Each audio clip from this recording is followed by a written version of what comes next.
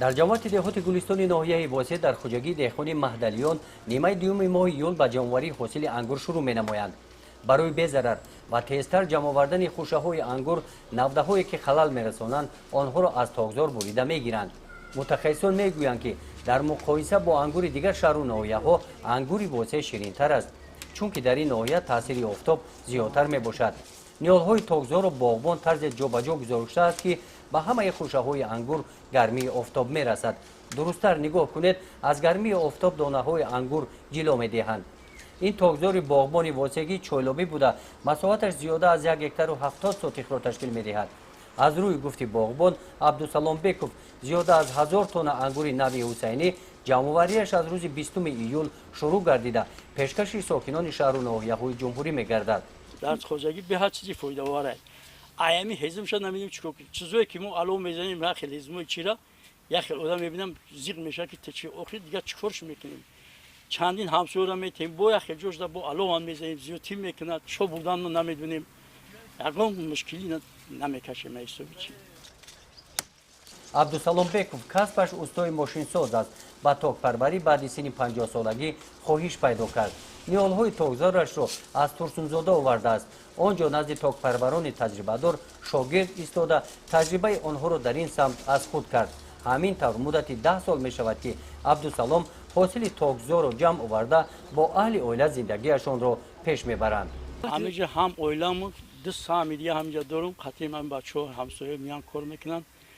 هم صاحب حزم صاحب گفت یا پا هم مبلغ شد میتیم هم خلاصه که مدت میچسبانه خیلی ایمون نمیگیرم با کس چند کسی یا ارزو داره مرحمت این انگورم نفس شیده سای بیان اگر کسی که خریدار باشه بیا اینا چله است دستم که نفس میسای تماشا کنم گیرم برام کم تا کسلی هم اومده نه که کسلی هم که باشه برای مهنتمون با فایدهش هست زیادتر هست کم نیست کاری مشکلی گفتیم مشکل هم که باشه فایده وارم هست. آبادکاری و مناسبت عبدالسلام را به طبیعت و استفاده عاقلانه زمین دیده با پیشنهاد مقامات اجرایی حکومت دولتی ناحیه واسه زمین‌های این قطعه شفت شاهرای دوشنبه کلاب را که بیکار خوابیده بودند برای استفاده به او دادند. این زمین‌ها الا همین خیلی پر از خور بودند. کلانترها میگفتند که اینجا شور زمین است و نهال سبز کردن نمی‌شود. عبدالسلام همراه فرزندان در این زمین مهنت کرد.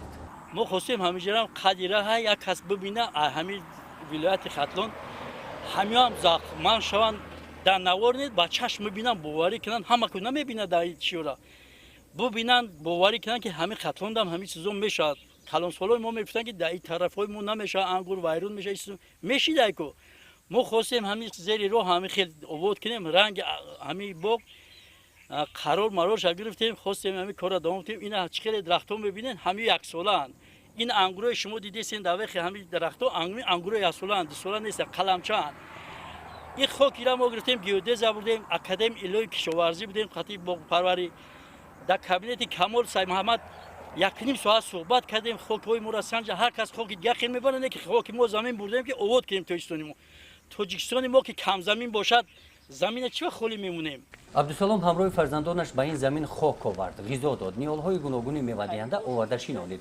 نیال‌ها یک ساله شدند، سبزیش خوب دارند، دائما نگاهبین کرده میشوند. بین نیال‌ها نهالی تاک شینانیده است. نگاه کنید، زمینی که یک سال پیش غیر از خود چیزی موجود نبود، با شرافت مهنت انسان به گلستان مبدل گشت. در دهه گلستان هر جا درباره تربوز شیرین این موضع اکنون ساکنان گپ میزنند. شورای قدیرای ببینن تماشا کنن مهمونو تماشا کنن راحت کنن در زیرش بشینن در زیر سایه همینجا پرنده ها بشینن خب بعضی شکیده زلال داره همین ما میخوام که همین خیلی ما شنیدیم که همین برهمتیان است کم تزریق شدیم با کم معنی زیق شدیم که خیلی ما میخوایم آورد که ما افتوی لبی تیغای ما میریم با بعد ما آوردی باشه کیده زلال میرن. اونیا دارد که اینجا هم تاکزار چویلابی بنیاد نموده مسافران از انگور و میوه‌های آن استفاده نمایند.